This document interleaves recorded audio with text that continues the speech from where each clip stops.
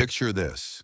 You're 7 months pregnant, living in a $12 million mansion, married to a tech billionaire who kisses your forehead every morning before heading off to build his empire. Your life looks perfect from the outside. Charity galas, designer clothes, a nursery that costs more than most people's cars. But then you find a receipt, just a small piece of thermal paper that flutters to your kitchen floor like a dying leaf. Mel's all-night diner. 2 entrees, 2 desserts. The night your husband said he was working late on the Singapore deal. What Rebecca Sterling discovered next would expose a web of lies so sophisticated, so calculated, that it would cost her husband $50 million and destroy everything he'd built. Because when you systematically betray a Stanford Law graduate, you better make sure she's forgotten how smart she really is. This is the story of how a pregnant housewife became the architect of the most expensive divorce revenge in California history. And trust me, you've never heard a takedown quite like this one.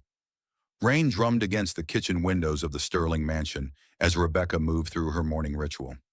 6 o'clock sharp, coffee brewing, toast in the toaster. Financial papers arranged by priority on the granite counter. 7 months pregnant, she moved carefully around the kitchen island. Her silk robe caught on her rounded belly as she reached for Jonathan's suit jacket. The same routine for 5 years, the same careful choreography of being the perfect wife. The receipt fluttered to the floor like a dying leaf. Rebecca stared at the small piece of thermal paper. Mel's all-night diner. 2 entrees, 2 desserts, 2 coffees. Last Tuesday night. The night Jonathan said he was working late on the Singapore deal. Her hands trembled as she picked it up. Chicken fried steak, apple pie a la mode. Things Jonathan Sterling would never order. Things he would sneer at during their charity galas, calling them peasant food. The baby kicked when I saw it, she whispered to the empty kitchen, like she knew before I did. The shower was running upstairs. Steam seeped under the bathroom door of their master suite. Rebecca had maybe 10 minutes before Jonathan came down. 10 minutes before he kissed her forehead with lips that tasted like expensive mouthwash and lies. She photographed the receipt with her phone. The flash reflected off her wedding ring. 3 carats, princess cut, selected by his mother because it photographed well at charity functions. Her phone buzzed. A work email for Jonathan about quarterly projections. She set it aside and opened the spice cabinet. Alphabetical order. Basil, cardamom, cumin, dill. She reorganized them even though the housekeeper had done it yesterday. Her hands needed something to do. Rebecca? Jonathan's voice carried down the marble staircase. Did you see my gray suit jacket? In the hall closet, she called back, slipping the receipt into her jewelry box between the earrings she never wore anymore. Footsteps on the stairs. Jonathan appeared in the doorway, phone already pressed to his ear. His dark hair was perfectly styled. His tie was already knotted, ready for another day of building his empire. Tell Richardson we'll match their offer, he said into the phone. But we want the patent rights bundled in the deal. He covered the phone with his hand and walked over to Rebecca. A quick kiss on her temple. His cologne filled her nostrils, the same scent she used to love. Big day today, he said. Might be late again tonight. Another Singapore call? The words slipped out before she could stop them. Jonathan paused, his gray eyes narrowed slightly. What? You've been working so late on that deal. Her voice sounded casual, normal. I just hope it's worth all the hours. It will be. He uncovered his phone. Richardson? Still there? Good. He was already moving toward the garage. Coffee forgotten, jacket draped over his arm. Rebecca watched through the kitchen window as his black Tesla disappeared down their circular driveway. The rain had stopped, but everything still looked gray and cold. She stood alone in their perfect kitchen, marble countertops, stainless steel appliances, fresh flowers that the housekeeper replaced twice a week. Everything exactly as Margaret Sterling had designed it when they moved in. Her phone buzzed, a text from an unknown number. We need to talk. L. Rebecca stared at the message. L. Her heart pounded against her ribs. The baby kicked sharply, as if sensing her distress. She deleted the message and set her phone on the counter. Then she picked it up again and took a screenshot before deleting it. Evidence. Her lawyer brain was still there, buried under 5 years of charity luncheons and prenatal appointments. The house felt enormous around her. 12,000 square feet of empty rooms and perfect furniture. She had given up her career for this, given up her independence, given up herself. Rebecca walked to the living room and sank into the white leather sofa. Outside, the Pacific Ocean stretched to the horizon. Their view was worth millions. Their life looked perfect from the outside. But perfect was just another word for fake. She touched her belly and felt the baby move. Strong kicks, active, like she was ready to fight her way into the world. "What am I going to do?" Rebecca whispered. The baby kicked again, harder this time, as if she was answering. Rebecca's heartbeat echoed in her ears as she stared at the text message. L. The single letter burned into her mind like a brand. She Googled Mel's all-night diner with shaking fingers. The website showed a retro chrome exterior, red vinyl booths, a counter with spinning stools. The kind of place Jonathan would never set foot in under normal circumstances. Family-owned since 1952, the website proclaimed, where everybody knows your name. Below the description was a staff photo. Rebecca zoomed in on each face until she found her. Young, beautiful, auburn hair pulled back in a messy bun, bright smile that probably lit up the whole diner. Lily Parker. The name was listed below the photo in cheerful script. Rebecca felt something crack inside her chest, not her heart breaking, something harder and more useful, her spine straightening, her lawyer instincts awakening after 5 years of sleep. She drove to the diner on autopilot. Her white BMW looked ridiculous in the parking lot full of pickup trucks and economy cars. Through the plate glass window, she could see the lunch crowd. Construction workers, office employees, real people living real lives. The bell above the door chimed as she entered. Every conversation stopped. Rebecca was overdressed in her designer maternity dress and diamond earrings. A visitor from another world. "You must be Rebecca." The voice was softer than Rebecca had expected. No challenge in it, no malice, just gentle resignation. Lily Parker stood behind the counter, early 20s, natural beauty that didn't need expensive makeup or salon treatments. The kind of fresh-faced prettiness that made Rebecca feel ancient at 32. "You texted me," Rebecca said. "Yeah." Lily poured coffee into a white ceramic mug without asking. "Decaf, for the baby." She slid it across the counter. "John talks about you, about the pregnancy." John, not Jonathan, never Jonathan. Rebecca's hand moved instinctively to her rounded belly. "What else does John tell you?" Lily's eyes filled with tears. "That he's leaving you, after the baby comes. He's already got the papers drawn up." Mechi. The coffee mug slipped in Rebecca's hand. Hot liquid splashed across the formica counter. Brown stains spread like blood. "I'm sorry," Lily said, grabbing paper napkins. "I thought you should know. Before what?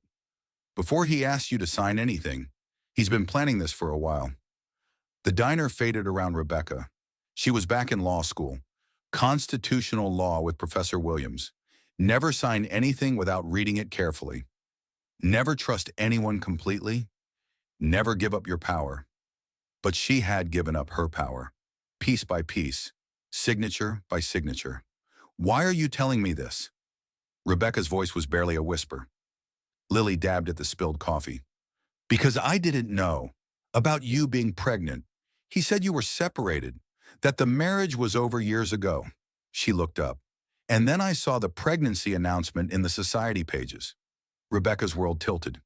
"What announcement?" Lily pulled out her phone, showed her the screenshot. Sterling Innovations, CEO and wife expecting first child. The photo was from last month's charity auction. Rebecca in emerald green silk. Jonathan's hand on her belly, both of them smiling for the cameras. The perfect couple expecting their perfect child. He's been lying to both of us, Lily whispered. Rebecca studied the young woman's face. Genuine tears. Real pain. This wasn't some calculating mistress trying to destroy a marriage. This was another victim. How long? Rebecca asked. 6 months. He comes in after midnight sometimes. Says he can't sleep. We talk. Lily's voice was soft. He told me his wife didn't understand him. That you were cold. Distant. Cold. Distant. Rebecca almost laughed. She had reorganized her entire life around Jonathan's needs, given up her career, moved across the country, learned to smile at his mother's passive-aggressive comments. He set you up in an apartment, Rebecca said. It wasn't a question. Lily nodded. He said it was temporary, until his divorce was final. She looked down at her hands. I believed him. Rebecca thought about the folder in Jonathan's office labeled Lily, the apartment lease, the credit cards, the systematic way he had compartmentalized his life. I'm not angry with you, Rebecca said. Lily looked surprised. You're not? You're not the first, and you probably won't be the last. The words hung in the air between them. Rebecca felt something she hadn't felt in years. Clarity. Not the fog of pregnancy hormones or domestic routine. Sharp, clean clarity. What are you going to do? Lily asked. Rebecca stood up carefully. Her belly made quick movements impossible, but her mind was moving fast, calculating, planning. I'm going to be smart, she said. She walked to her car and sat in the driver's seat for 20 minutes, hands on the steering wheel, watching ordinary people through the diner windows. A teenager taking orders, an elderly couple sharing pie, people who lived honest lives. Her phone rang. Jonathan's name on the screen. For the first time in their marriage, she didn't answer. The voicemail notification popped up immediately. She didn't listen to it. Instead, she started her car and drove home. To the house that suddenly felt like a crime scene. Everything looked different now. The perfect furniture, the expensive art, the life she had thought was hers. It was all built on lies. The silence in Rebecca's car was deafening. Jonathan's unanswered call had gone to voicemail, but she couldn't bring herself to listen to it. Not yet. She drove home slowly, taking the long way through their exclusive neighborhood. Massive houses behind iron gates, manicured lawns that cost more than most people's cars. The world she had married into, but never quite belonged to. At home, she walked straight to Jonathan's office. The door was locked, as always. The room she had been banned from since their wedding day. Financial documents are so boring, sweetheart, Jonathan had always said. Let me handle the money stuff. You focus on making our home beautiful. Rebecca found the spare key exactly where she expected it, inside the antique globe that had belonged to Jonathan's father. Her hands shook as she turned the brass meridian and retrieved the small silver key. The office smelled like expensive leather and Jonathan's cologne. Mahogany desk, matching file cabinets, a wall of business awards and photographs with politicians. She had seen this room 100 times through the doorway, but never stepped inside. Now it felt like entering a tomb. She started with the desk drawers. Her law school training kicked in. Be systematic. Be thorough. Document everything. The first drawer held typical office supplies, pens, paper clips, business cards. The second drawer made her blood freeze. A manila folder labeled Lily in Jonathan's precise handwriting. Inside, a complete dossier. Apartment lease agreements in Jonathan's name. Utility bills. Credit card statements. Even a copy of Lily's birth certificate. He researched her, Rebecca whispered, like a business acquisition. The lease was for a studio apartment downtown. Rent paid monthly by automatic transfer from one of Jonathan's accounts. The credit card had a $5,000 limit. Enough to make a young waitress feel cared for, but not enough to create real independence. Rebecca photographed everything with her phone. Her hands were steady now. This was evidence. This was what she understood. The computer was password protected. Rebecca knew Jonathan's patterns. She tried their wedding anniversary. Wrong. She tried his birthday. Wrong. She tried the date Sterling Innovations went public. The screen unlocked. Email after email filled the monitor. Messages between Jonathan and Lily. Sweet at first, then increasingly possessive. Missing you already. Can't wait to start our real life together. Just a few more months and we'll be free. Rebecca scrolled deeper into the correspondence. Her stomach churned as the full scope of Jonathan's deception became clear. He had been planning this for months, maybe years. One email, dated 3 weeks ago, made her blood turn to ice. The prenup is ironclad, but we need to be careful about timing. If she contests after the baby is born, things get complicated. Better to initiate proceedings before delivery. Less emotional manipulation possible. Emotional manipulation. He was calling her pregnancy emotional manipulation. Rebecca's hands clenched into fists. The baby kicked sharply, responding to her elevated heart rate. She forced herself to breathe, to stay calm, to keep gathering evidence. She opened Jonathan's financial software. Account after account appeared on the screen. Checking, savings, investment portfolios. And then, buried in a subfolder labeled International Holdings, she found what she was looking for. Swiss bank accounts, Cayman Islands investments, real estate purchases in Lily's name. Millions of dollars moved piece by piece over the past 6 months. Son of a bitch, Rebecca said aloud. She remembered signing papers last year. Jonathan had presented them as routine trust documents. Estate planning, he had called it. Tax optimization. She had trusted him and signed without reading carefully. Now she understood. Those documents had given him power of attorney over certain assets. Legal permission to move money without her knowledge. Rebecca photographed every screen. Bank account numbers, transaction histories, email threads, a complete record of systematic financial fraud. Her phone buzzed. Jonathan calling again. This time she answered. Rebecca, where are you? I've been calling for hours. His voice sounded normal, concerned, the same tone he used when asking about her doctor's appointments or what she wanted for dinner. I'm home, she said. Her voice was steady, controlled. Just resting. Are you feeling all right? You sound different. I'm fine, just tired. The baby was very active today. Well, rest up. I'll be late again tonight. This Singapore deal is really heating up. Rebecca stared at an email from Lily sent 20 minutes ago. Miss you already. Tonight can't come soon enough.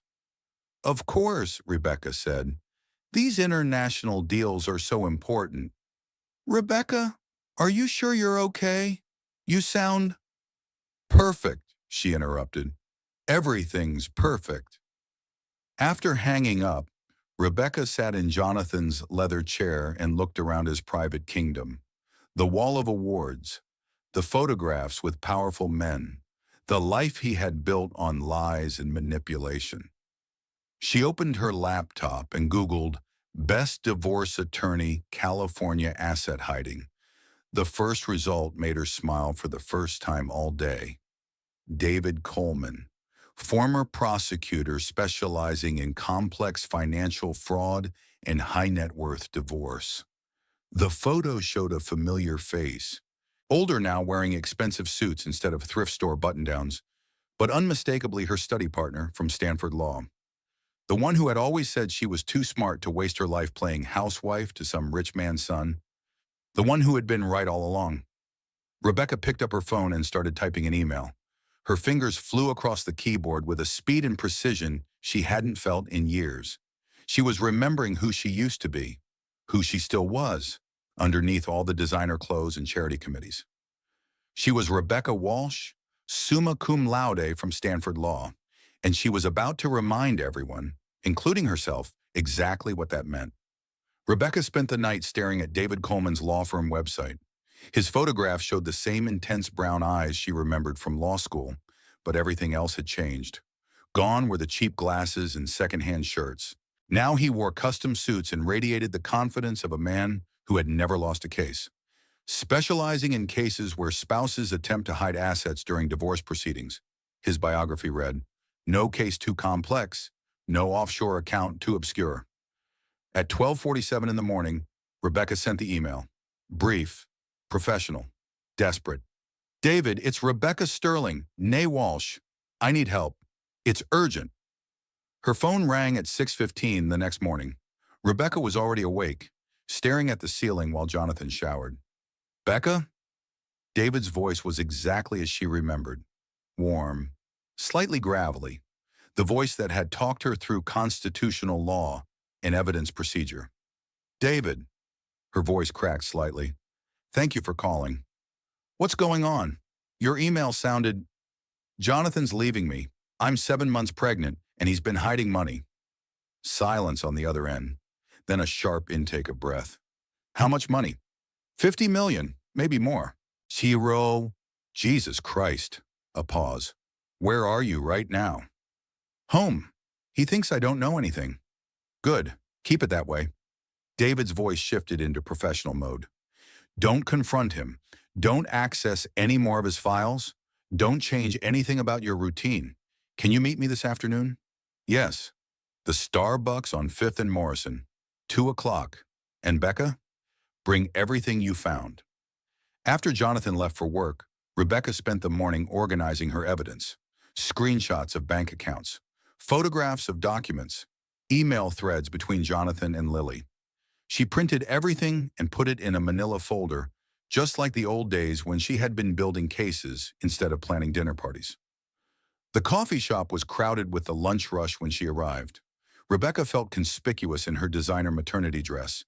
But David had chosen well, a public place where they could talk without being overheard. He arrived exactly at 2. Rebecca recognized his walk before she saw his face.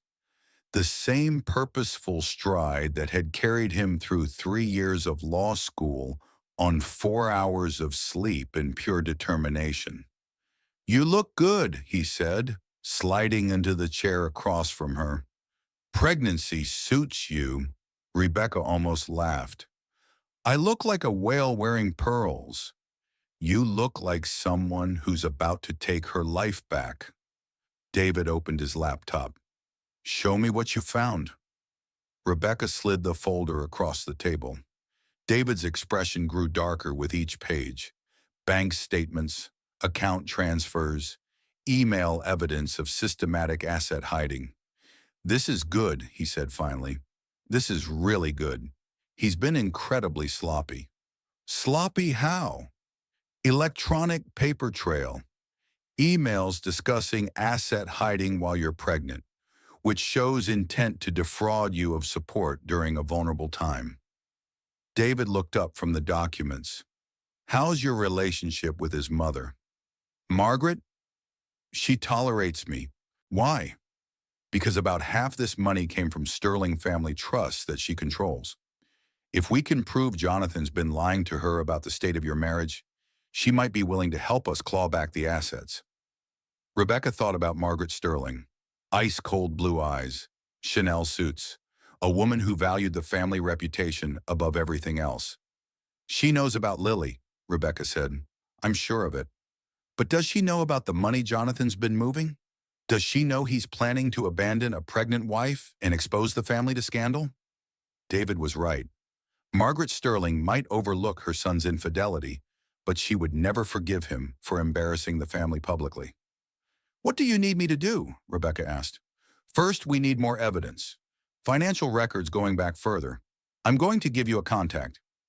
David slid a business card across the table. Marcus Rodriguez, private investigator, former FBI, specializes in financial crimes. Rebecca looked at the card. Simple black text on white paper. No fancy graphics or slogans. Second, David continued, we need to document everything Jonathan does from now on. Every lie, every secret meeting, every dollar that moves. And third, David's smile was sharp as a blade. Third, we're going to let him hang himself. Rebecca drove home slowly, taking the scenic route through the hills overlooking the ocean. She stopped at the same park where she and Jonathan used to jog together during their first year of marriage. Before she had gotten pregnant, before she had given up running to avoid stress on the baby, she sat on a bench and watched young mothers push their children on swings, normal women with normal lives, women who didn't have to worry about their husbands hiding millions of dollars in offshore accounts. For the first time in months, Rebecca felt like she could breathe. Her phone buzzed with a text from Jonathan. Working late again tonight. Don't wait up. She typed back, of course. Love you. The lie came easily now. When she got home, Margaret Sterling's black Bentley was parked in the circular driveway. Rebecca's heart skipped, but she forced herself to walk calmly to the front door. This was about to get interesting. Margaret was sitting in the living room like she owned it, which technically she did. The house was part of the Sterling family trust, along with most of their major assets. Rebecca, darling, Margaret's voice carried the authority of 4 generations of old money. You look tired. Are you taking your vitamins?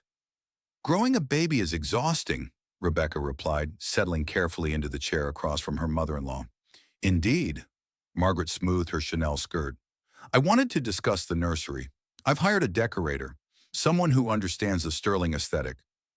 Rebecca automatically straightened the magazines on the coffee table. House Beautiful, Architectural Digest. The same publications that had been there since she moved in 5 years ago. That's very thoughtful, Rebecca said. But Jonathan and I haven't really discussed. Jonathan is busy building the company, Margaret interrupted. These domestic details fall to the women, as they should. There was something in Margaret's tone. A test. Rebecca had always suspected her mother-in-law knew more than she revealed about Jonathan's activities. Of course, Rebecca said carefully. I'm sure your choice will be perfect. Margaret studied her with those penetrating blue eyes. You know, Rebecca, I've always admired your composure. So many young women today are emotional, demanding. They don't understand that marriage is a partnership, not a fairy tale. Rebecca felt the baby kick, a reminder of everything she stood to lose. Not just money, respectability, security, the life she had built after sacrificing her career. Marriage does require compromise, Rebecca agreed. Yes, and sometimes wives must look the other way, for the greater good of the family. Margaret's words were surgical, precise. My late husband had his diversions, but we maintained our dignity. Our family name remained untarnished. The message was clear. Margaret knew about Lily, had probably known about all of Jonathan's affairs, but as long as Rebecca stayed quiet, the family reputation would remain intact. I understand, Rebecca said. I hope you do. Margaret stood and retrieved her Hermes bag. The Sterling name has survived worse than youthful indiscretions. We weather storms by standing together, not by creating scenes. After Margaret left, Rebecca sat alone in the pristine living room. Everything was becoming clear. Margaret controlled the family money. If Jonathan divorced Rebecca publicly, his infidelity would become scandal fodder for the society pages. The Sterling reputation would suffer. But if Rebecca stayed quiet, accepted whatever settlement they offered, signed whatever papers they put in front of her, her phone buzzed. A text from David. Can you meet Marcus tonight? He found something important. Rebecca typed back quickly. Yes, what did he find? The response made her blood run cold. Jonathan's not planning to marry Lily. He's planning to eliminate her, too. Rebecca stared at the message. Her hands began to shake. Another text followed immediately. She doesn't know she's about to become a liability. Rain hammered against the windows of Marcus Rodriguez's office at 9 o'clock that night. Rebecca had expected a stereotypical private investigator's office. Dusty, cluttered, filled with cigarette smoke and cynicism. Instead, Marcus's space was immaculate. Computer monitors lined one wall. File cabinets were labeled with military precision. The man himself was nothing like the private eyes in movies. Sharp-eyed, professional, methodical. David filled me in on the basics, Marcus said, gesturing for Rebecca to sit. Your husband's been very busy. He slid a thick folder across his desk. Rebecca opened it and felt her stomach drop. Photographs, bank statements, a timeline that painted a picture she never could have imagined. Lily Parker isn't his first waitress, Marcus began. 3 years ago, there was Amanda Sullivan, cocktail server at the Ritz-Carlton downtown. Before that, Kelly Matthews, bartender at his hotel in San Francisco. Rebecca stared at the photographs. Young women, all beautiful, all working in service jobs, all discarded like broken toys. What happened to them? Amanda got a $50,000 settlement in a non-disclosure agreement after she threatened to go public about their relationship. Kelly got a job transfer to Seattle and a similar payout. Marcus pulled out another document. But here's what's interesting. Both women had something in common. Nay, what? They both thought they were the only one, and they both thought Jonathan was going to marry them. Rebecca felt something shift inside her chest. Not heartbreak anymore. Something colder and more useful. Clarity. This is a pattern, she said. Exactly. He finds young women in vulnerable situations, women who need financial security. He promises them a future, sets them up in apartments, makes them financially dependent. Then when he's ready to move on, he destroys them. Marcus nodded grimly. Amanda Sullivan tried to contest the non-disclosure agreement. Jonathan's lawyers buried her in litigation until she couldn't afford to fight anymore. She lost her job, her apartment, everything. Rebecca thought about Lily's tears, the genuine pain in her eyes when she realized Jonathan had been lying to her too. But Lily contacted me, Rebecca said. She warned me. That's different. Which makes her more dangerous to him. She has a conscience. She's not willing to stay quiet. David appeared in the doorway, shaking rain from his expensive coat. Sorry I'm late. Traffic was murder. He took one look at Rebecca's face. You told her about the pattern? Most of it, Marcus confirmed. There's more? Rebecca asked. David sat down heavily. The offshore accounts aren't just hidden marital assets. They're connected to a much larger scheme. Jonathan's been using Sterling Innovations as a personal piggy bank, moving money through questionable investments. Illegal investments? Securities fraud, tax evasion. The SEC has been investigating Sterling Innovations for 6 months. They just haven't gone public yet. Rebecca's lawyer brain kicked into overdrive. He's planning to run. That's our theory, Marcus agreed. Clean out everything he can access, divorce you quickly to avoid asset division, and disappear to a country without extradition treaties. With Lily, David and Marcus exchanged a meaningful look. What? Rebecca demanded. We think he's planning to eliminate all potential witnesses, David said gently, including Lily. She knows too much about his financial arrangements. She's seen him move money, heard confidential phone calls about his business dealings. Rebecca started organizing the papers in front of her without thinking, stacking them by date, by importance, her lawyer instincts taking over from the chaos. So what do? We beat him at his own game, David said. But it's going to be risky. We need you to act completely normal until we have everything we need for court. How long? 2 weeks, maybe 3. Rebecca calculated quickly. The baby's due in 6 weeks, which is why we need to move fast. Marcus leaned forward. Rebecca, I need to ask you something important. Are you prepared to see this through to the end? Because once we start this process, there's no going back. Jonathan will fight dirty.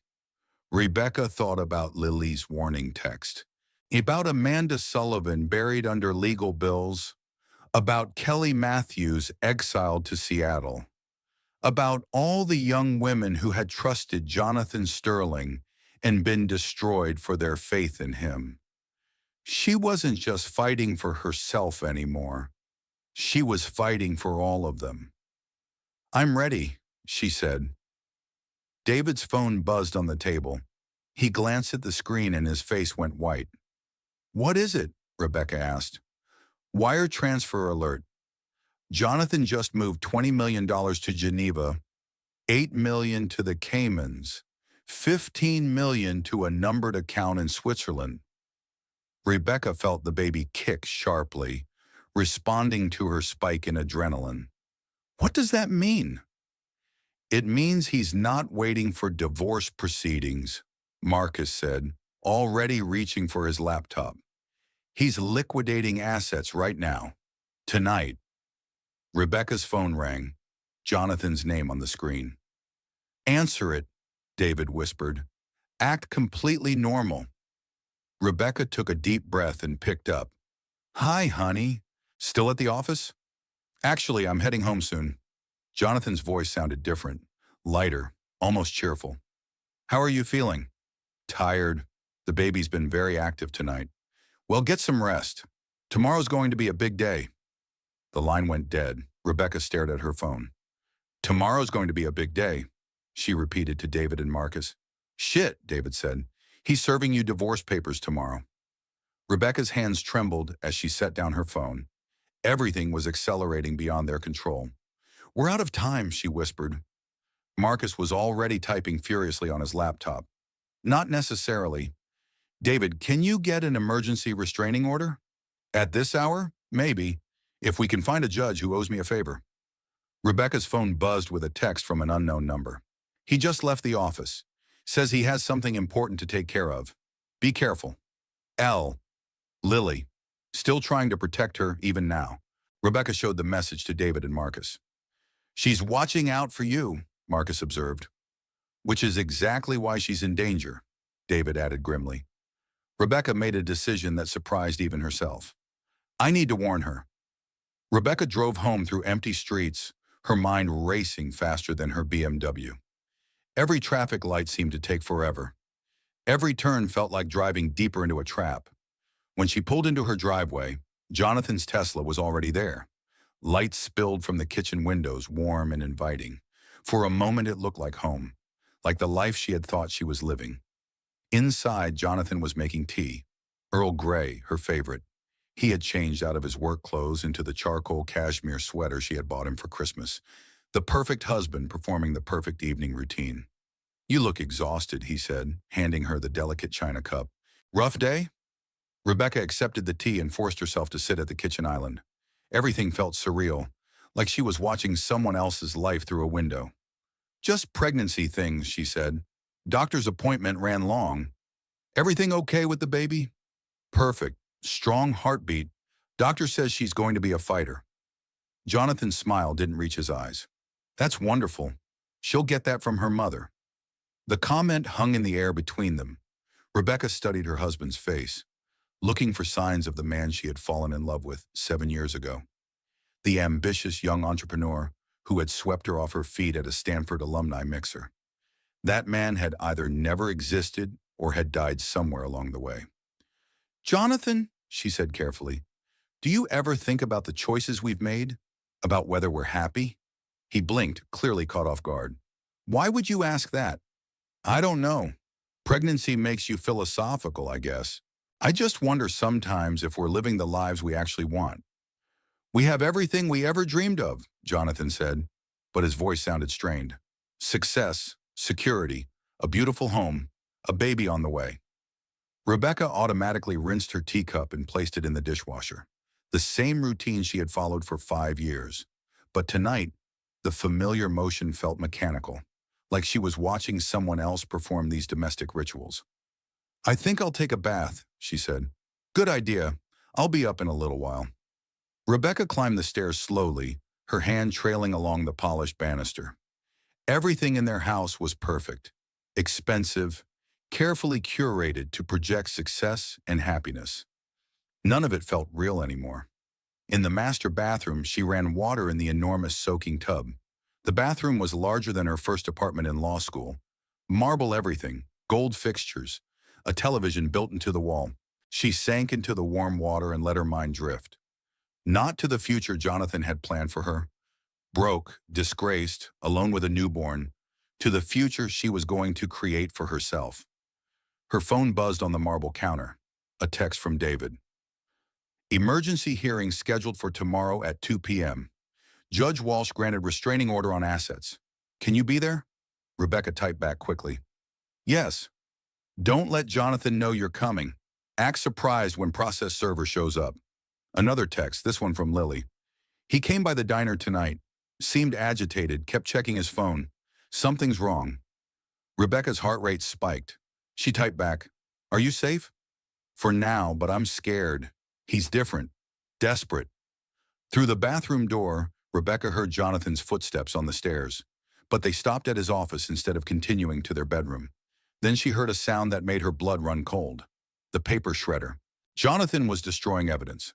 Right now, while she sat in their bathtub, he was eliminating any trace of his crimes.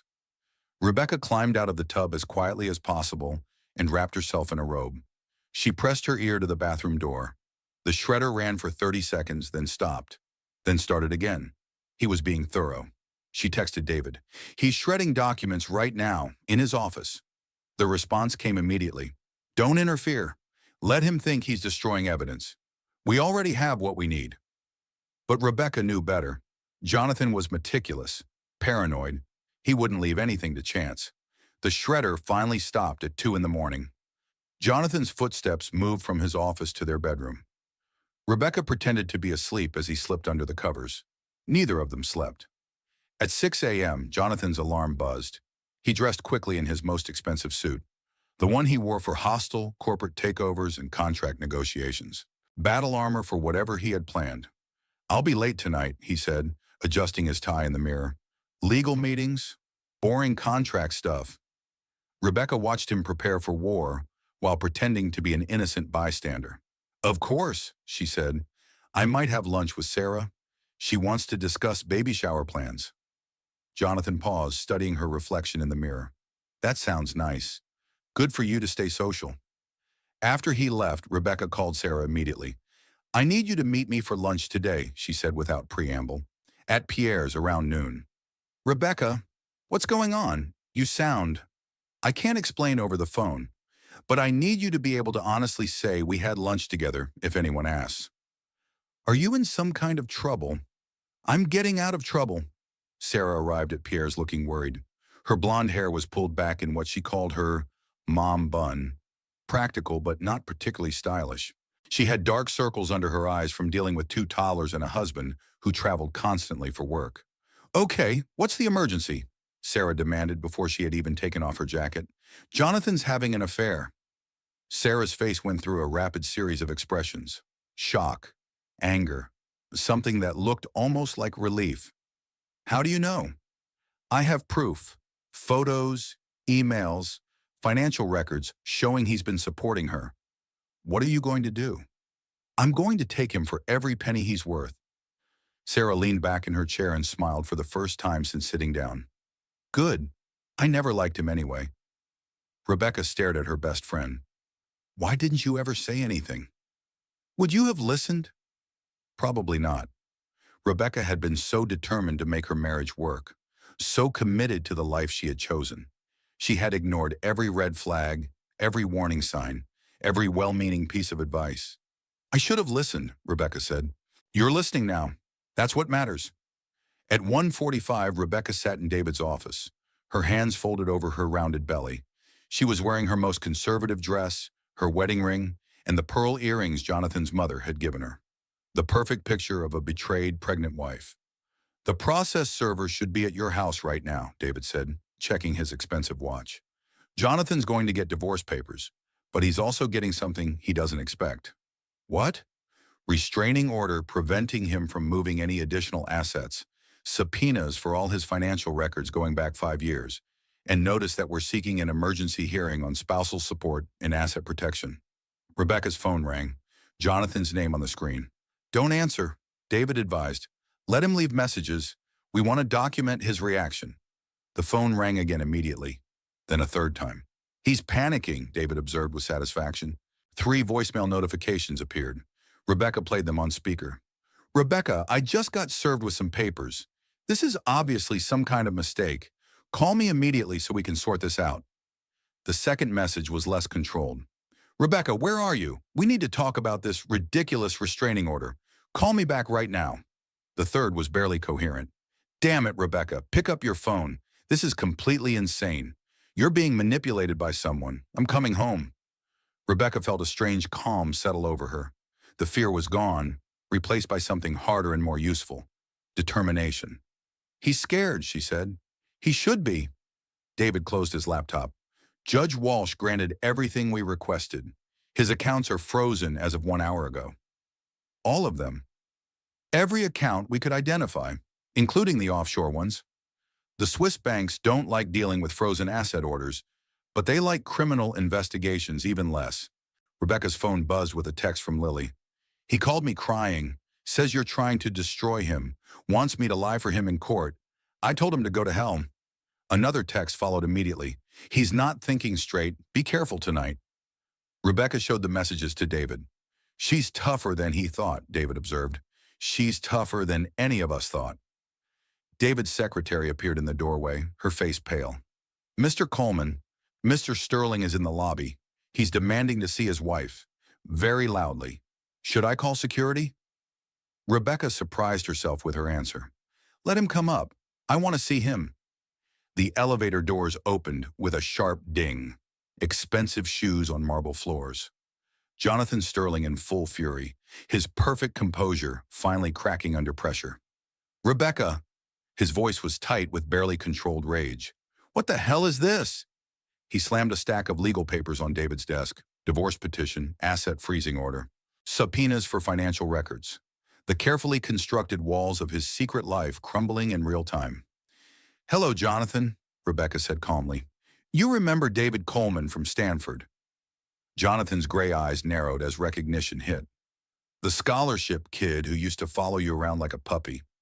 He turned back to Rebecca with venom in his voice. I should have known you'd run to your law school boyfriend the moment things got difficult. Sit down, Rebecca said. Please. Something in her tone made him pause. For just a moment, the old Jonathan surfaced. The man who had once listened to her opinions, who had valued her intelligence before deciding it was more convenient to have a decorative wife. He sat. I know about Lily, Rebecca said simply. Jonathan's face went white. All the blood drained from his cheeks, leaving him looking older than his 45 years. Rebecca, whatever you think you know, I know about Amanda Sullivan and Kelly Matthews. I know about the apartments you've rented, the credit cards you've opened, the money you've moved to Switzerland. Rebecca felt something she hadn't experienced in years. Power. Not the illusion of influence that came from being Jonathan Sterling's wife, but actual control over her own destiny. I know you've been planning to abandon me since before I got pregnant. I know about the prenup modifications you had me sign without reading. I know about your plans to flee the country. Jonathan looked at David with pure hatred. You did this. You poisoned her against me. I provided legal counsel to a client whose husband has been committing systematic financial fraud, David replied evenly. Nothing more. This is ridiculous, Jonathan snapped, standing abruptly. Rebecca, you're not thinking clearly. Pregnancy hormones affect women's judgment. You know that. Don't. Rebecca's voice cut through the air like a blade. Don't you dare try to gaslight me right now. Jonathan blinked, clearly shocked by her tone. In 5 years of marriage, Rebecca had never spoken to him that way. I was a lawyer before I was your wife, Rebecca continued. I graduated summa cum laude from Stanford Law. I can read financial documents. I can understand wire transfer records. I can follow an evidence trail better than most people you'll ever meet. But you gave all that up, Jonathan said desperately. You chose to be my wife, to be a mother, to build a life with me. You convinced me to give it up. There's a significant difference. Rebecca organized the papers in front of her with steady hands. Each document placed exactly where she wanted it, her lawyer instincts returning after 5 years of forced dormancy. What do you want? Jonathan asked finally. 50% of all marital assets, including the money you've hidden offshore, plus child support calculated on your actual income, not whatever reduced salary you were planning to pay yourself after transferring company ownership. That's insane. The prenup clearly states. The prenup is void, David interrupted. Fraud vitiates all contracts. You concealed material information about your financial situation and your intentions when you had Rebecca sign those documents. Jonathan's jaw worked silently. Rebecca could see his mind racing, looking for angles, searching for leverage he no longer possessed. What about our child? He said suddenly. You can't seriously want our daughter to grow up in a broken home, knowing her parents destroyed each other in court. I don't want to destroy you, Rebecca said, and realized it was true. I just want what's fair. Fair? Jonathan's voice rose to near shouting. You think it's fair to take half of everything I've worked for? I built Sterling Innovations from nothing. I created that wealth. With money from family trusts controlled by your mother, David pointed out calmly. Money that can be reclaimed if the trustee determines you violated the moral character clauses. Margaret would never. Margaret Sterling has already retained her own counsel to review the trust documents, David said.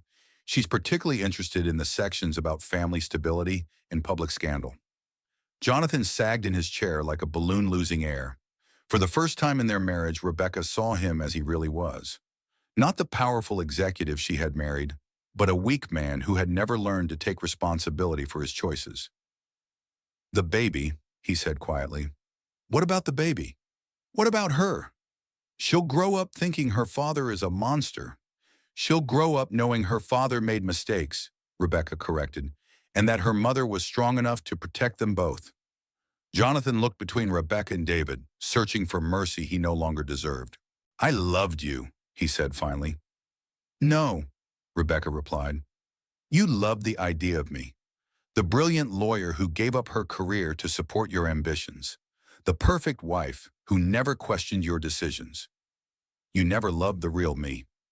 Jonathan's phone buzzed on the table. He glanced at it and his face went even paler. "What now?" Rebecca asked. "The board is calling an emergency meeting," he said hoarsely, "for tomorrow morning." "I know," Rebecca said. "Your mother requested my presence." Jonathan stared at her in shock. "You're working with my mother?" "I'm not working with anyone.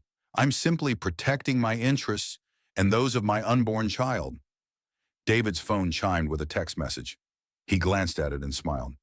"What?" Rebecca asked. "The SEC just announced their investigation into Sterling Innovations. It's going public tomorrow morning." Jonathan's world was collapsing in real time. Company under federal investigation, wife divorcing him publicly, assets frozen, mother turning against him. "This isn't over," he said, standing unsteadily. "Yes, it is," Rebecca replied. "You just haven't accepted it yet." After Jonathan left, Rebecca sat in David's office feeling strangely empty. Not sad, not angry, just tired. "How do you feel?" David asked. "Like I've been holding my breath for 5 years and finally remembered how to exhale." Her phone buzzed with a text from Margaret Sterling. "Board meeting tomorrow at 9 a.m. Wear the Navy suit. We have work to do." Rebecca showed the message to David. "Your mother-in-law is a formidable ally," he observed. "She's not my ally," Rebecca corrected. "She's protecting the family reputation. I just happen to be on the right side of that equation for once." Rebecca drove home through the early evening traffic, her mind clearer than it had been in months. The house looked different when she pulled into the driveway. Not like a prison anymore. Like a place she might actually want to live. Jonathan's Tesla was nowhere to be seen. Inside, the silence felt peaceful instead of oppressive. Rebecca made herself a cup of tea and sat in the living room, watching the sun set over the Pacific Ocean. Her phone rang, Lily's name on the screen. "How did it go?" Lily asked. "It's over," Rebecca said. "He signed the papers. All of them. Everything.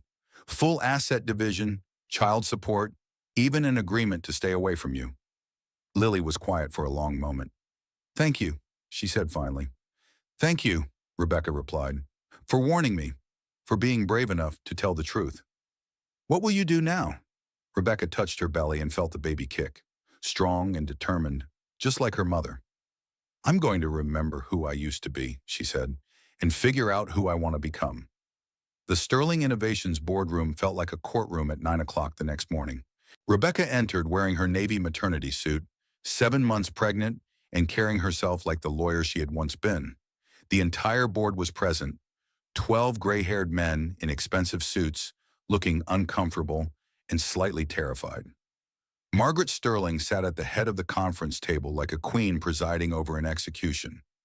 Jonathan sat at the far end, looking like he hadn't slept in days.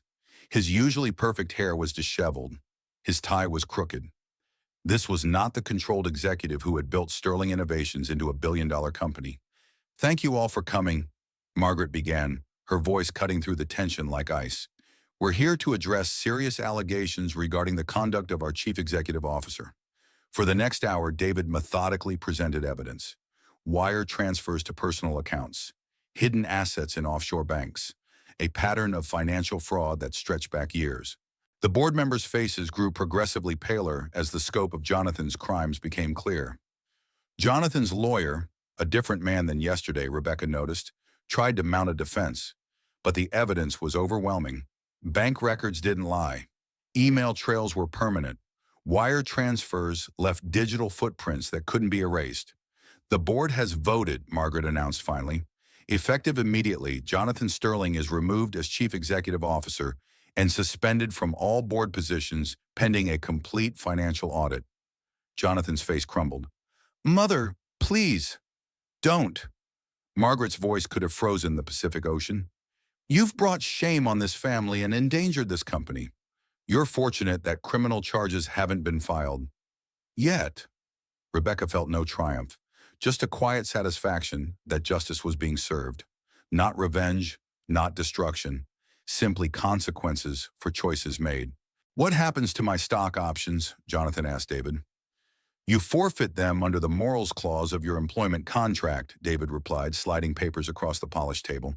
However, you'll retain your trust fund distributions, assuming your mother doesn't decide to revoke those as well.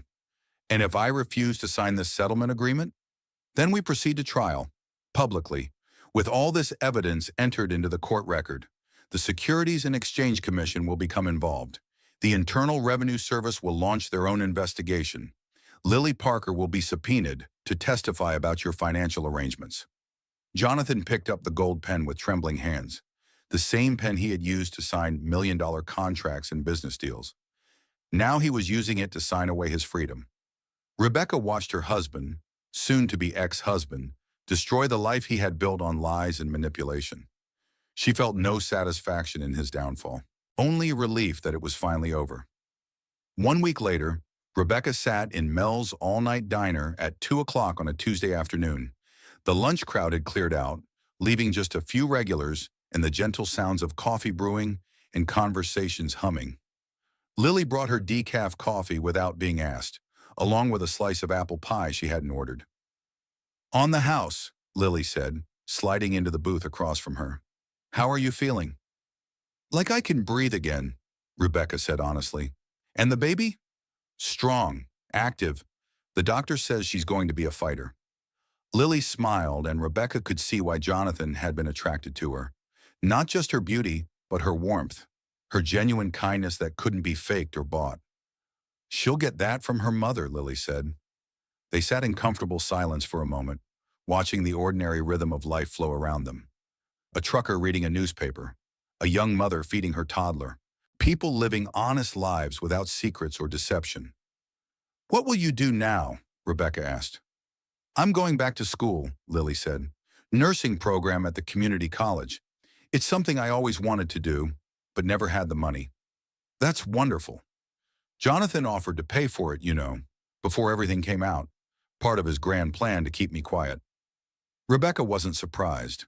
Jonathan had always believed every problem could be solved with money. Every person could be bought if you found the right price. I'm glad you said no, Rebecca said. Me too. I want to earn it myself, the right way. What about you? Lily asked. What comes next? Rebecca touched her belly and felt the baby respond with a sharp kick. First, I'm going to have this little fighter. Then I'm thinking about opening my own law practice. What kind of law? Family law, maybe. Helping women who find themselves in impossible situations. Women like us? Women like us. Shekinen. Rebecca organized the sugar packets on the table while she thought. Not from nervous habit this time, but because she was planning, building something new from the ruins of her old life. Rebecca, Lily's voice was hesitant. Can I ask you something? Of course. Are you angry? About Jonathan, I mean. About what he did to both of us? Rebecca considered the question carefully. I was angry. Furious, actually. But now I'm just grateful. Grateful? If Jonathan hadn't done what he did, I might have spent the rest of my life being his wife instead of being myself. I might never have remembered how strong I actually am. Lily reached across the table and squeezed Rebecca's hand. You didn't just remember, you became stronger than you ever were before. As Rebecca drove home to the house that now legally belonged to her, she thought about transformation. Not the revenge fantasy she might have imagined 6 months ago, but something deeper and more meaningful. She had been so afraid of losing the life she had built that she had almost missed the opportunity to build a better one. Her phone rang as she pulled into her driveway. David's name on the screen. How are you feeling? He asked. Rich, she said, and they both laughed. And emotionally? Free, she said, and realized it was completely true. The baby kicked in agreement. Rebecca looked at the house that had once felt like a beautiful prison, but now felt like possibility. Tomorrow she would start planning her new law practice. Next week she would begin interviewing nannies. Next month she would give birth to her daughter. But today she was simply Rebecca Sterling. Not Jonathan's wife, not Margaret's daughter-in-law, just herself. And that was enough. 6 months later, Rebecca Sterling stood in her new office on the 20th floor of a downtown building, looking out at the city that had once seemed so intimidating. Now it looked like opportunity. The brass nameplate on her door read, "Sterling Family Law, protecting what matters most." She had kept Jonathan's name for professional reasons. It carried weight in legal circles, and she had earned the right to use it. Her daughter Emma slept peacefully in a baby carrier on the desk, 4 months old, with Rebecca's dark hair and Jonathan's gray eyes, but with a determination that was entirely her own. The office was smaller than Jonathan's executive suite at Sterling Innovations, but it felt infinitely larger. Floor-to-ceiling windows, no locked doors, no secrets hidden in file cabinets. Rebecca's phone rang. Her secretary's voice came through the intercom. "Mrs. Sterling, your 3 o'clock appointment is here. A Mrs. Amanda Sullivan." Rebecca smiled. "Send her in." Amanda Sullivan looked nervous as she entered the office. Mid-30s, professionally dressed, but with the hollow look of someone who had been through a war. "Thank you for seeing me," Amanda said, settling into the chair across from Rebecca's desk. "I saw the news coverage of your divorce, about how you exposed your husband's pattern of financial abuse. How can I help you?" "My ex-husband did something similar. Not as much money, but the same tactics, making me financially dependent, then discarding me when he found someone younger." Amanda's voice grew stronger as she spoke. "I signed a non-disclosure agreement, but after seeing what you accomplished, you want to fight back. I want justice, not just for me, but for the other women he's done this to." Rebecca looked at Emma, sleeping peacefully in her carrier. This was why she had opened her practice. Not just to help herself, but to help women like Amanda, women like Lily, women who had been manipulated and discarded by powerful men who thought money could buy silence. "Tell me everything," Rebecca said, opening a new file folder. For the next hour, Amanda told her story. The pattern was familiar. Love bombing followed by isolation. Financial control disguised as generosity. Systematic destruction of self-esteem and independence. "Do you have any documentation?" Rebecca asked. "Some, but he was careful to keep most things in his name only." "That's actually helpful. It shows intent to defraud. We can work with that." Rebecca scheduled a follow-up appointment and walked Amanda to the elevator. As the doors closed, she felt the same satisfaction she had experienced in law school when helping classmates with their cases. This was who she was meant to be. Back in her office, Emma had woken up and was making the soft sounds that meant she was hungry. Rebecca settled into the comfortable chair by the window and began nursing her daughter while reviewing case files. Her phone buzzed with a text from Lily. "Graduated nursing school today, starting at Children's Hospital next week. Thank you for showing me what strong women look like." Rebecca smiled and typed back, "Congratulations. You were already strong. You just needed to remember." Another text, this one from Sarah. "Saw your interview in the Legal Tribune. So proud of you. Coffee tomorrow?" "Absolutely. Bring the kids." Rebecca's life was fuller now than it had ever been as Jonathan's wife. Challenging work that mattered. Real friendships. A daughter who would grow up watching her mother build something meaningful. The intercom buzzed again. "Mrs. Sterling, there's a reporter from the Chronicle on line 2. Something about a feature story on women who've rebuilt their lives after financial abuse. Put her through." Rebecca had been doing more media interviews lately, not to attack Jonathan or seek revenge, but to educate other women about the warning signs of financial abuse, to show them that escape was possible. "This is Rebecca Sterling." "Mrs. Sterling, this is Jennifer Martinez from the Chronicle. I'm working on a piece about women who've successfully fought back against financial manipulation in marriage. Would you be willing to share your story?" "I'd be happy to, but I want to be clear about something. This isn't about destroying men or seeking revenge. It's about teaching women to recognize their own strength." That's exactly the angle we're looking for. As Rebecca scheduled the interview, Emma finished nursing and looked up at her with those serious gray eyes. Jonathan's eyes, but with an intelligence and curiosity that was purely her own. "What do you think, sweetheart?" Rebecca whispered. "Should Mommy keep fighting the good fight?" Emma responded with a smile that lit up the entire office. Rebecca's computer chimed with an email notification, a new client inquiry from a woman in Seattle whose husband had been hiding assets in offshore accounts. The message was brief but desperate. "I found your name in an article about financial fraud in marriage. My husband is planning to leave me, and I think he's been moving money. I have 3 children and no job. Please help." Rebecca immediately typed back, "I'll help. Let's schedule a consultation this week." The sun was setting over the city when Rebecca finally packed up her files and prepared to leave the office. Emma was awake and alert, taking in the world with wide eyes. As they waited for the elevator, Rebecca caught her reflection in the polished steel doors. She looked different than she had a year ago. Not just physically, though, losing the baby weight had helped.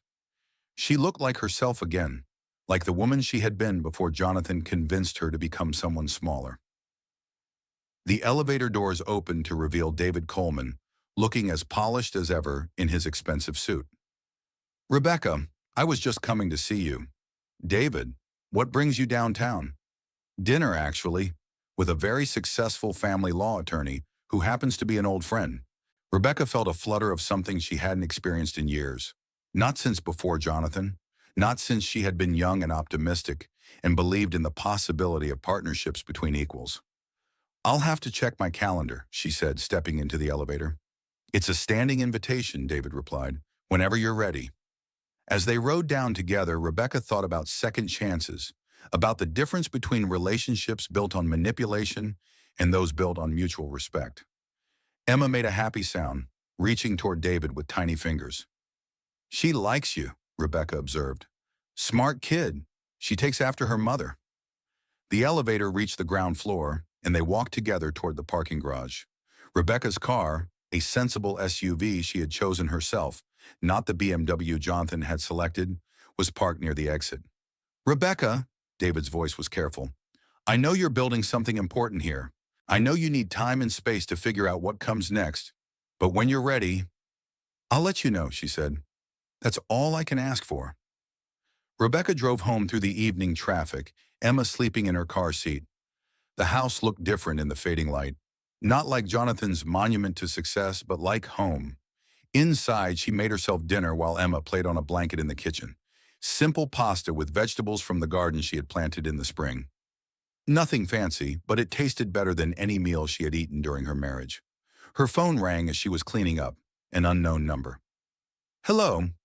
Rebecca, this is Margaret Sterling."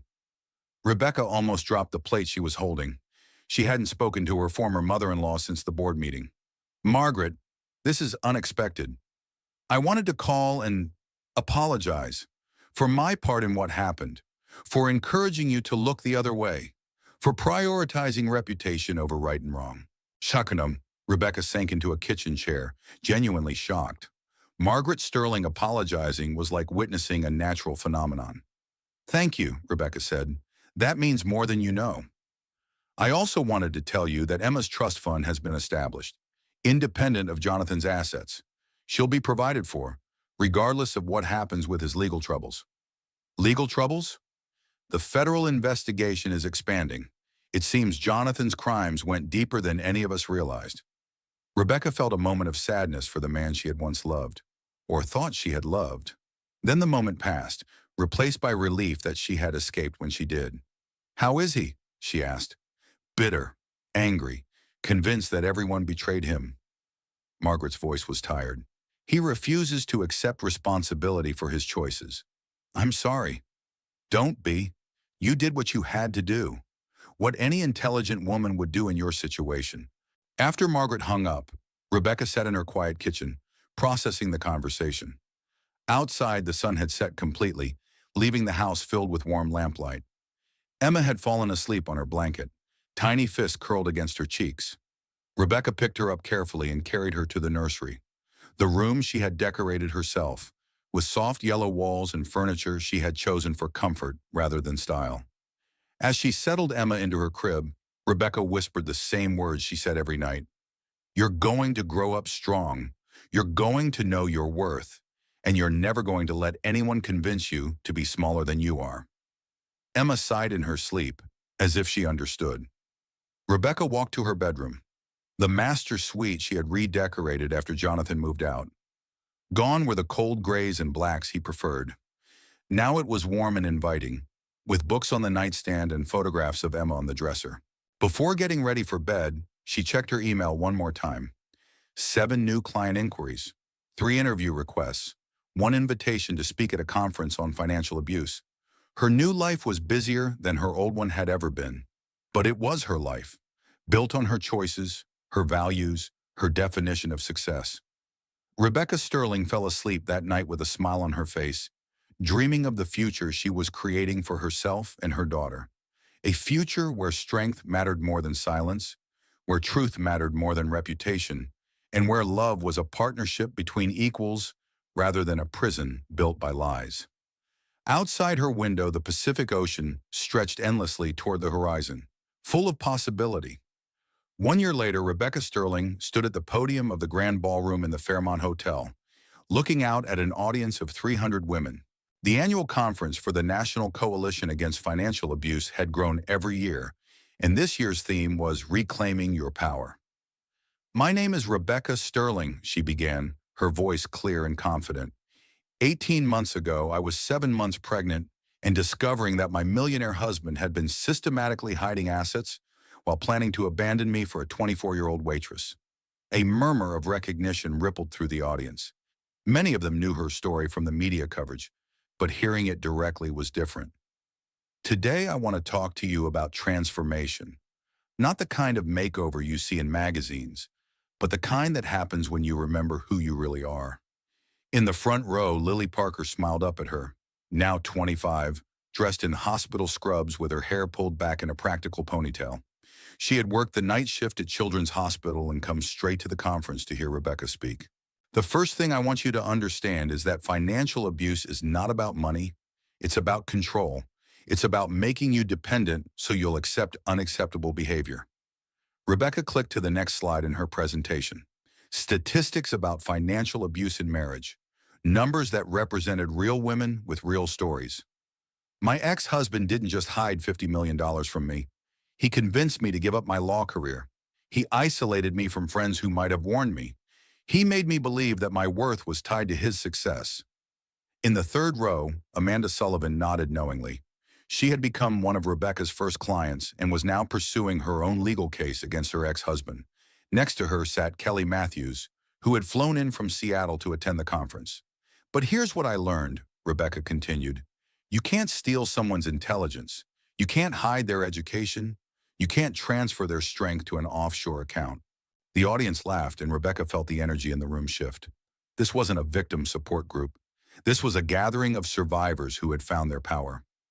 "I want to tell you about Lily Parker," Rebecca said, gesturing toward the front row. "She was my husband's mistress, but she was also his victim. When she realized he had been lying to both of us, she did something brave. She warned me." Lily blushed as the audience applauded. "Lily and I could have become enemies. We could have fought over a man who was lying to both of us. Instead, we chose to support each other. She's now a pediatric nurse saving children's lives. I'm a family law attorney helping women rebuild theirs." Rebecca advanced to her final slide, a photograph of her law office with the nameplate clearly visible. Sterling Family Law, protecting what matters most. "I kept my married name not because I'm proud of my marriage, but because I earned the right to use it. I survived it. I overcame it. And now I'm using it to help other women do the same." The standing ovation lasted 5 minutes. After her speech, Rebecca was surrounded by women wanting to share their stories, ask for advice, or simply thank her for speaking out. She listened to each one, offering what guidance she could and collecting business cards to follow up later. "Excuse me, Mrs. Sterling?" Rebecca turned to find a young woman, maybe 22, with nervous eyes and a baby carrier strapped to her chest. "I'm Jessica Martinez. I read about you online. My husband, he's been doing things with money. And he says if I leave him, I'll get nothing because I signed papers when we got married." Rebecca's heart clenched. Jessica looked exactly like she had felt 18 months ago. Scared, isolated, convinced she had no options. "How old is your baby?" Rebecca asked gently. "3 months, and I think my husband is seeing someone else. But he says I'm crazy. That pregnancy made me paranoid."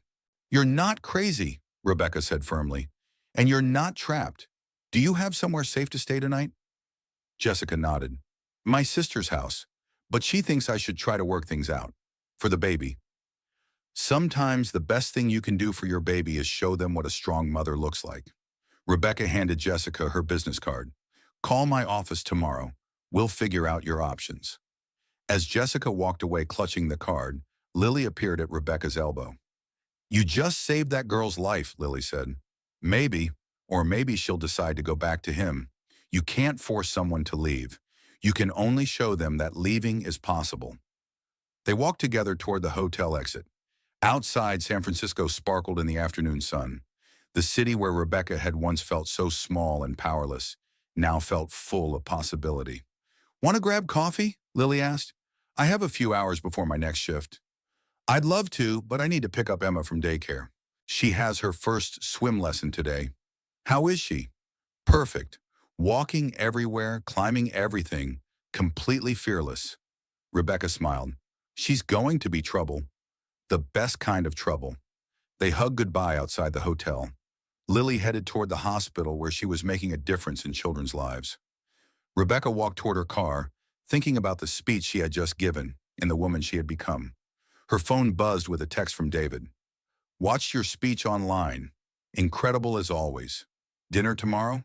She typed back, "Yes, but I choose the restaurant this time." "Deal. Somewhere Emma can come too." Rebecca smiled. David had been patient while she rebuilt her life, never pushing for more than she was ready to give. They had been dating officially for 6 months, but their relationship was built on the foundation of friendship and mutual respect that had been growing since law school. "Always," she replied. The drive to Emma's daycare took Rebecca through the financial district, past the Sterling Innovations building where Jonathan had once ruled a tech empire. The company had survived the scandal, rebuilt under new leadership. Jonathan himself had avoided prison time, but lost everything else: his assets, his reputation, his family's trust. He lived now in a modest apartment in Oakland, working as a consultant and slowly paying back the money he had stolen. Rebecca felt no satisfaction in his downfall, just relief that Emma would grow up knowing the difference between justice and revenge. At the daycare, Emma ran toward her on unsteady toddler legs, arms outstretched and face bright with joy. 15 months old, with Rebecca's determination and her own fierce independence. "Mama!" Emma launched herself into Rebecca's arms. "How was my girl today?" Rebecca asked the daycare teacher. "Busy. She organized all the blocks by color, then built a tower taller than herself." Rebecca laughed. "Sounds about right." On the drive home, Emma chattered in her car seat, pointing out dogs and trucks and airplanes with the enthusiasm only toddlers possessed. Rebecca listened to her daughter's running commentary and marveled at how much her life had changed. A year ago, she had been terrified of raising a child alone. Now she couldn't imagine it any other way. Their house came into view as they rounded the corner. Not the Sterling mansion with its perfect landscaping and cold marble, but a Victorian they had bought in a family neighborhood. 3 bedrooms, a yard for Emma to play in, and a home office where Rebecca could work while still being present for her daughter. "Home," Emma announced as Rebecca pulled into the driveway. "That's right, sweetheart. We're home." Inside, Rebecca set Emma up with her toys in the living room while she reviewed files for tomorrow's cases. 3 new clients this week, all women who had found her through media coverage or word of mouth. Her practice was growing faster than she could have imagined. Her laptop chimed with an email notification. The subject line made her pause. From Jonathan Sterling. Rebecca hesitated, then opened it. "Rebecca, I know I have no right to contact you, but I wanted you to know that I'm in therapy. Real therapy, not the kind I pretended to go to during our marriage. I'm beginning to understand the damage I caused. Not just to you, but to Lily, Amanda, Kelly, and probably others I haven't even acknowledged yet. I don't expect forgiveness, I don't deserve it, but I wanted you to know that I'm trying to become a better person. For Emma's sake, if nothing else. I hope she grows up proud of her mother, because you're the strongest person I've ever known, even if it took me losing everything to realize it. Jonathan. Rebecca read the message twice, then deleted it. Some bridges were burned beyond repair, and that was okay. Emma would know her father if she chose to when she was older, but for now Rebecca was building their life without his influence. Her phone rang. The caller ID showed Margaret Sterling. Hello, Margaret. Rebecca, dear, I wanted to let you know that Emma's college fund has been fully established. $25 million, completely independent of Jonathan's remaining assets. That's very generous. It's the least I can do. I also wanted to tell you that I've been following your work, your law practice, your speaking engagements. I'm proud of what you've accomplished. The words hung in the air. Margaret Sterling didn't give compliments easily. Thank you, Rebecca said. That means a great deal. Emma is lucky to have you as her mother. After Margaret hung up, Rebecca sat in her quiet house, watching Emma play with blocks on the carpet. Outside, the sun was setting over their neighborhood. Normal families were arriving home from work, starting dinner, beginning their evening routines. Rebecca's phone buzzed with another text, this one from Sarah. Book club tonight at my house. We're discussing Educated by Tara Westover. Perfect for you. Woman escaping, controlling family, getting education, finding her power. Sound familiar? Rebecca smiled and typed back, can't tonight. Rain check? Always. Love you, friend. As darkness fell, Rebecca gave Emma her bath, read 3 picture books, and tucked her into the crib she would soon outgrow for a big girl bed.